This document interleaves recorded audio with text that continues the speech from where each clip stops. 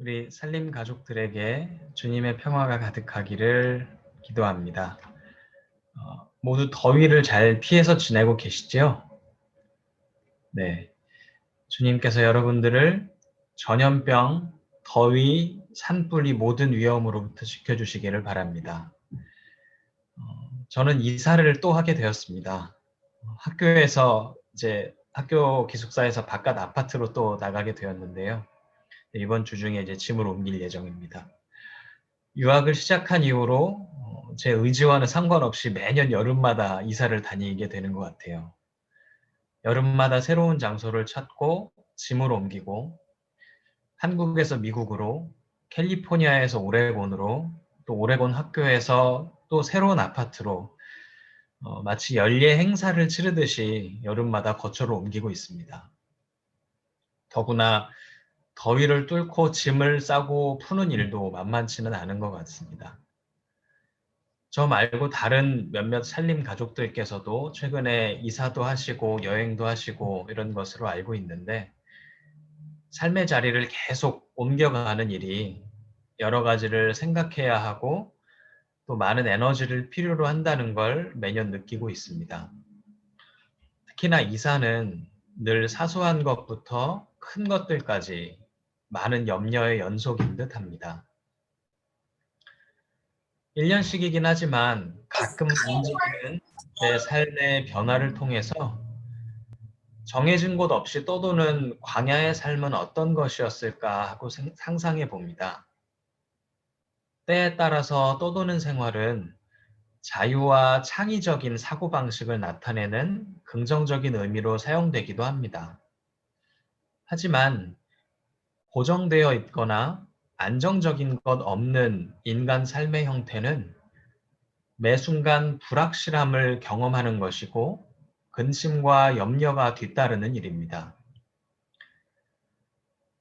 모세를 따라서 광야에 들어섰던 이스라엘 백성이 배고픔과 목마름에 지쳐서 이러려면 차라리 애굽에서 종살이 할 때가 나았겠다라고 불평했던 것도 사실은 뚜렷하게 정해진 것 없이 매 순간 경험하는 불확실함에 대한 불만이 드러나는 순간이었습니다.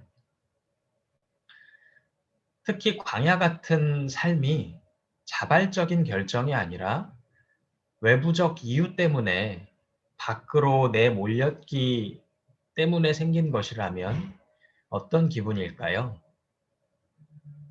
이번 주 렉셔너리 본문 중에 하나인 구약의 예레미야서를 보면 하나님께서 예언자의 입을 빌려서 지도자들을 이렇게 꾸짖는 장면이 나옵니다. 너희가 내 양떼를 흩어서 몰아내고 그 양들을 돌보아 주지 않았다. 내 목장의 양떼를 죽이고 흩어버린 목자들아, 너희는 저주를 받아라. 삶을 지지하고 인도해주는 목자를 잃어버린 채 광야로 내몰린 양의 처지에서 불확실함을 안고 떠도는 상황은 그 자체로 생명과 직결되는 일입니다. 하나님께서는 자신의 백성인 이스라엘을 양에 빗대고 또 지도자들을 목자에 빗대어서 양들을 불확실한 위험으로 내몬 지도자들을 꾸짖습니다.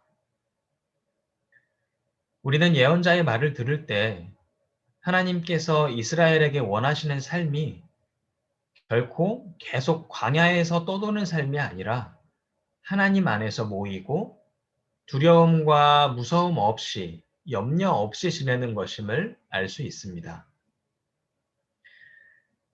사실 이번 주의 렉셔너리 본문들은 대부분 목자라는 상징을 사용하고 있습니다. 앞서 EM 시간에 말레이아가 시편 23편을 나누어 줬던 것을 포함해서요. 대부분의 본문들이 목자라는 상징을 사용하고 있습니다. 지도자를 목자라고 묘사하는 방식은 이스라엘을 포함해서 고대 근동에서 매우 잘 알려져 있던 언어 사용 방식이었습니다. 그래서 구약에서도 매우 자주 등장합니다. 신약에서도 목자는 같은 방식으로 사용되기도 하고 예수님께서 스스로 자신을 가리키는 이미지로 사용하기도 하십니다. 그렇게 목자라는 이미지는 기독교 전통에서 매우 사랑받는 상징으로 사용되어 왔습니다.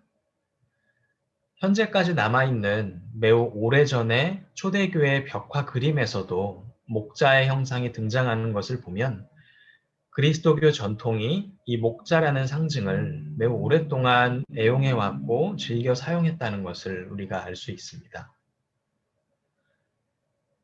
오늘 함께 읽은 마가복음은 예수께서 복음을 전하고 돌아온 제자들을 맞이하는 상황을 그리고 있습니다.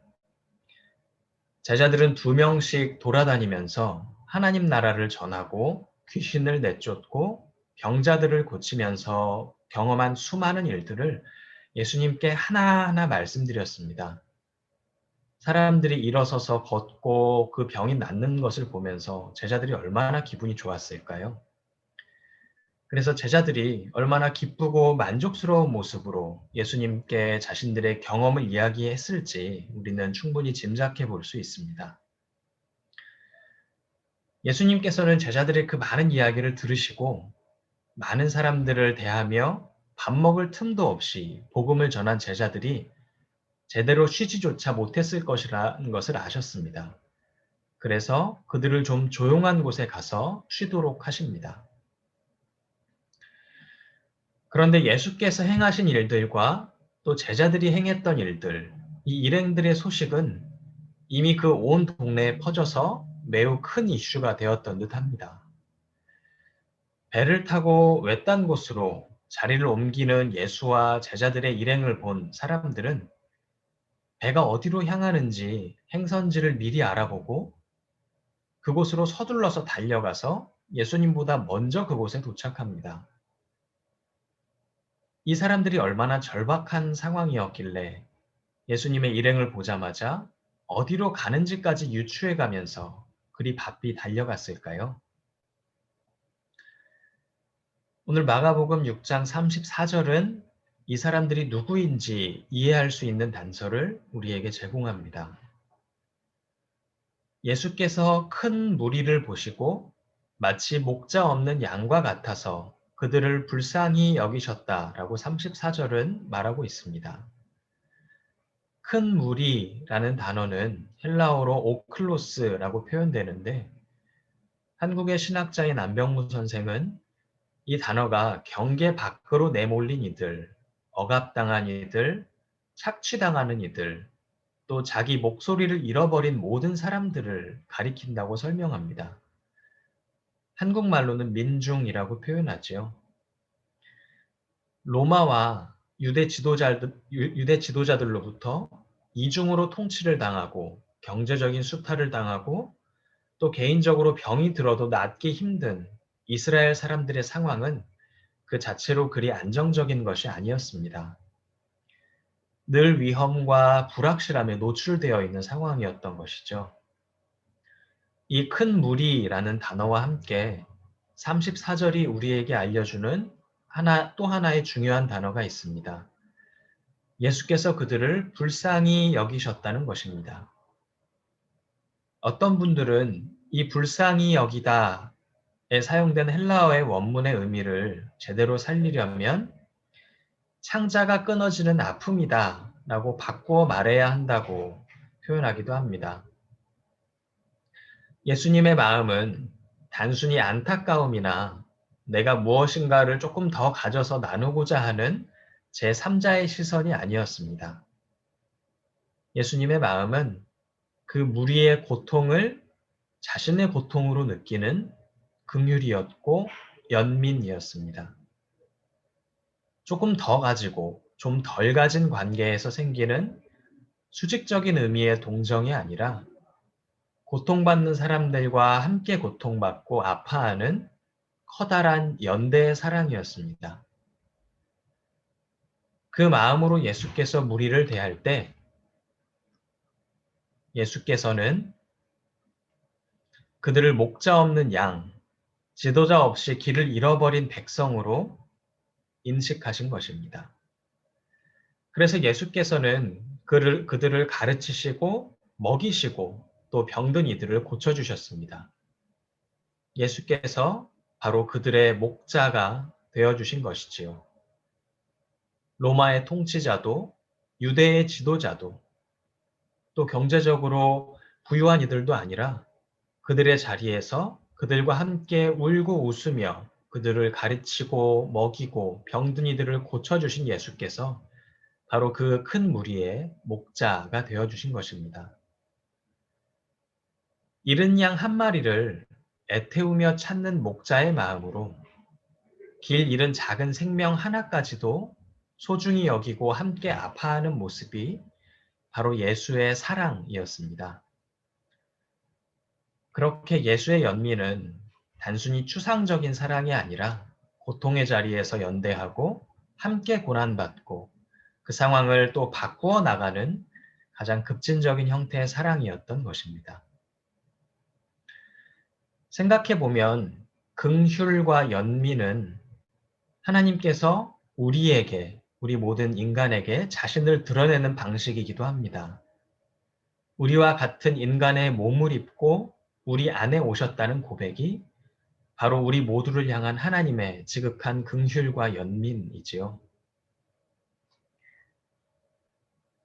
예수님은 예수의 끝없는 그 연민과 사랑은 사람들에게 매우 큰 화제가 되었고 예수께서 어디를 가시든지 사람들은 예수께서 병자들을 고쳐주시기를 부탁했습니다. 손만이라도 예수께 댈 수 있게 부탁할 정도로요. 그런데 예수보다 앞선 세례 요한이 죽임당했던 사건을 생각해 보면 예수께서는 자신이 유명해지면 질수록 유대 지도자들의 눈에 표적이 될 것이라는 것을 분명히 알았을 것입니다. 그럼에도 불구하고 예수께서 어디를 가시든지 사람들을 고쳐주시고 가르치셨던 것은 바로 예수님 그 자신을 그 사람들과 무리들과 같이 여기셨기 때문이고 그들과 함께 그들의 자리에 서셨기 때문입니다. 양과 함께 느끼고 양과 함께 울고 함께 웃고 함께 아파하며 길을 걸어가는 목자의 마음, 그 마음을 가지고 계셨기 때문입니다. 사랑하는 여러분, 예수께서는 길 잃은 모든 이들의 목자가 되어 주십니다. 예수께서 2000년 전 병들고 내몰려서 헤매던 사람들의 목자가 되어 주셨던 것처럼 예수께서 오늘 우리에게도 목자가 되어 주십니다. 저는 예수님의 연민과 사랑이 오늘 우리에게도 동일하게 필요하지 않나 생각해 봅니다. 1년 반이 넘도록 이어지는 이 전염병의 상황과 당장 내일을 알 수 없는 우리의 현실, 또 점점 피부에 와닿는 기후위기, 여전히 곳곳에서 생존과 자유를 위해서 투쟁하는 모든 사람들, 우리 시대는 꽤나 발전하고 편안하고 안정적이고 풍요로운 듯이 보이지만 매우 구체적인 불안과 위험 속에서 우리는 그 어떤 것도 당연한 것이 아니고 우리 매일의 일상의 평범한 행복조차도 언제든 불확실해질 수 있다는 마음을 안고 살아가고 있습니다.